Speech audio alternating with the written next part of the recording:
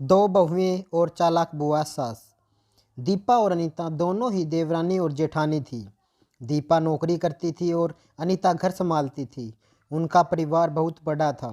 सास ससुर और उन दोनों के बच्चे, कुल मिलाकर घर में 10 लोग थे। और आज कई सालों बाद उनकी बुआ सास अपने भाई के पास रहने आई थी। सुबह उठते ही बुआ जी ने देखा दीपा जल्दी जल्दी अपने काम निपटा रही थी। अनीता ने सबका नाश्ता बना दिया, जिस नाश्ते को दीपा ने सबको परोस दिया। इसके बाद दीपा ने खुद अपना टिफ़िन पैक किया और जॉब पर चली गई। अनीता ने फिर दोपहर का खाना बनाया और थोड़ी देर बैठ गई अपनी सास और बुआ सास के पास। बुआ सास ने रहा नहीं गया और अनीता से बोली कि छोटी बहू, तेरी जेठानी दीपा तुझ पर बड़ा हुक्म चलाती है। सुबह से देख रही हूँ रसोई घर में तू ही लगी हुई है और वो महारानी दिखावा करके सबको नाश्ता परोस रही थी, जैसे उसी ने बनाया हो। ये सुनते ही अनीता ने अपनी बुआ सास की तरफ देखा और बड़े प्यार से कहा, नहीं, ऐसी कोई बात नहीं है बुआ जी, दीपा बहुत ही अच्छी है।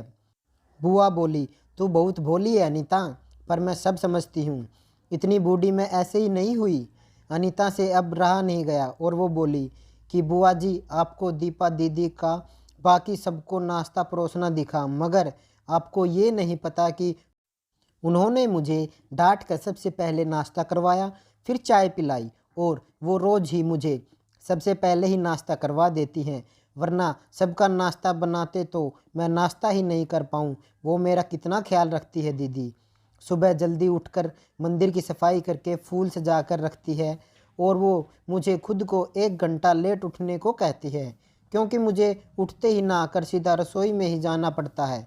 शाम को ऑफिस से आते वक्त दीदी बाज़ार से सब्जियां भी लेकर आती है, क्योंकि हमारे हस्बैंड रात को लेट हो जाते हैं। और दीपा दीदी ने सासू माँ को बाज़ार जाने के लिए मना किया है, क्योंकि माँ जी अब 60 साल से ऊपर की हो चुकी हैं, क्योंकि बाज़ार जाते समय उन्हें तकलीफ़ न हो जाए।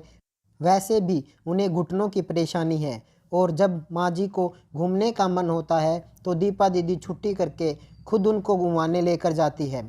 और हाँ बुआ जी, दीपा दीदी रोज़ शाम को आकर खाना बनाने में मेरी खूब मदद करती है, चाहे वो कितनी भी थकी हुई हो। वो मेरी जेठानी ज़रूर है, मगर वो मुझे अपनी छोटी बहन ही मानती है और मैं उन्हें बड़ी बहन मानती हूँ। ये सब सुनते ही बुआ चुप हो गई।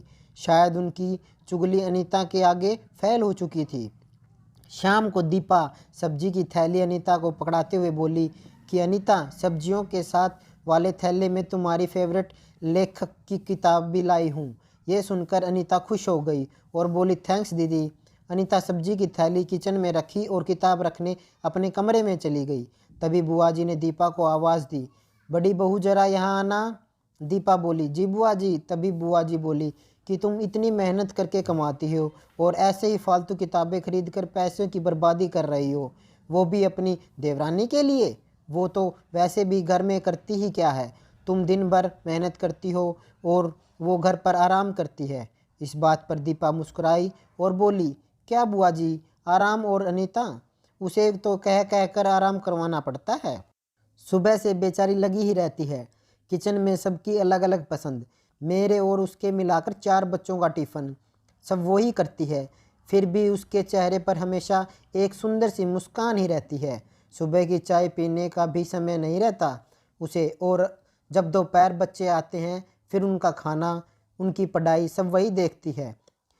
इसलिए मुझे बच्चों की चिंता भी नहीं रहती और मैं अपना पूरा ध्यान ऑफिस में लगा पाती हूँ। कुछ दिनों पहले ही प्रमोशन मिला है।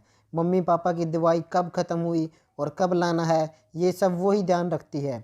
घर पर भी कभी कौन सा रिश्तेदार आता है, उसकी सेवा भी वही करती है। और बुआ जी, घर पर रहकर घर को और बच्चों को संभालना कोई छोटी बात नहीं है। मेहमानों की भी आओ भगत अनीता बिना किसी शिकायत के करती है। उसे तो अब बस पढ़ने का ही शौक़ है। फिर क्या, मैं अपनी छोटी बहन की छोटी सी इच्छा भी पूरी नहीं करूँगी? अगर उसकी इच्छा मैं पूरी नहीं करूँगी तो कौन करेगा? अब तो बुआ जी पूरी तरह से ही बोलती बंद हो चुकी थी। फिर दीपा भी अपने कमरे में चली गई। ये सारी बातें दीपा की सास पीछे खड़ी सुन रही थी। वो बुआ के पास आकर बोली कि जी ये दोनों देवरानी जेठानी जरूर हैं, मगर इनका प्रेम दो सगी बहनों से भी ज़्यादा बढ़कर है। ये दोनों ही एक दूसरे का अधूरापन को पूरा करती हैं। मेरे घर की मजबूत नींव हैं ये दोनों। पहले मैं भी एक बुरी सास थी और हमेशा ही मैं इनको लड़ाने की सोचती थी, लेकिन इसमें इनके प्रेम के आगे मैं भी पिघल गई। वैसे भी इनको लड़वा कर नुकसान तो हमारा ही घर का है ना, इसलिए मैं भी इनके ही प्रेम में मिल चुकी हूँ। लेकिन ये बातें दीपा और अनीता की बुआ सास को समझ नहीं आई और वो मुंह घुमाकर अपने कमरे में चली गई, क्योंकि वो तो इनको लड़वाने ही आई थी। लेकिन दीपा और अनीता जैसी बहुओं ने के बीच दरार पैदा करना बिल्कुल नामुमकिन था। और दोस्तों, अगर दीपा अनीता जैसी बहू बेटी हर घर में हो तो उनके प्यारे घर को बड़ी से बड़ी ताकत भी नरक नहीं बना सकती। वाकई में ऐसी बहुएं हर घर में हो तो हर घर स्वर्ग बन सकता है।